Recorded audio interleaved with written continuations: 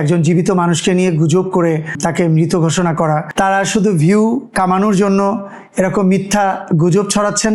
গতকাল থেকে আমরা একটা জিনিস সবাই খুব দেখছি, আমাদের যখন স্ক্রল করতে করতে যাচ্ছি সব জায়গায় একই নিউজ।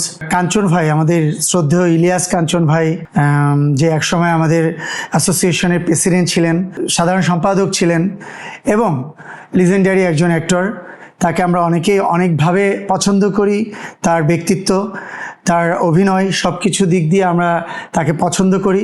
তাকে নিয়ে যে পরিমাণে গুজব গতকালকে সৃষ্টি হয়েছে, আমার মনে হয় এটা অনেক বেশি নিন্দনীয় এবং আমরা সত্যিকারের আমাদের কাছে এটা কাম্য নয় যে একজন জীবিত মানুষকে নিয়ে গুজব করে তাকে মৃত ঘোষণা করা। আসলে এটা যে মানুষগুলা করছে তাদের মনুষ্যত্বর অভাব, আমি তাই মনে করি, তাদের বিচার বুদ্ধির অভাব।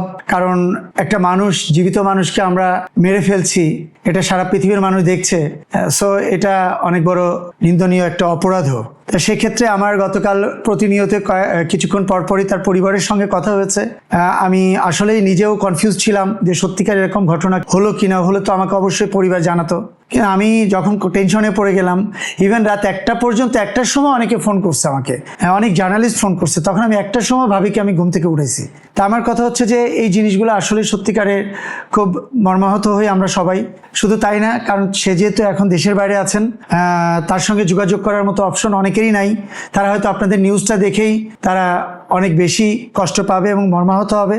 আমার মনে হয় যারা নতুন পোর্টাল ওপেন করছে বা নতুন পেজ ওপেন করছে, তারা শুধু ভিউ কামানোর জন্য এরকম মিথ্যা গুজব ছড়াচ্ছেন। আর গুজব মানেই তো মিথ্যা, এগুলো ছড়াচ্ছেন। তাদের কাছে অনুরোধ করব, দয়া করে এগুলো করবেন না।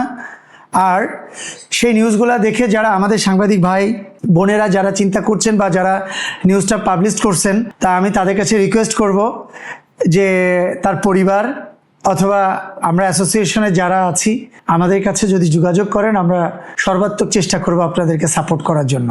সবাইকে অসংখ্য ধন্যবাদ। কাঞ্চনবার জন্য দোয়া করবেন। সবাই ভালো থাকবেন।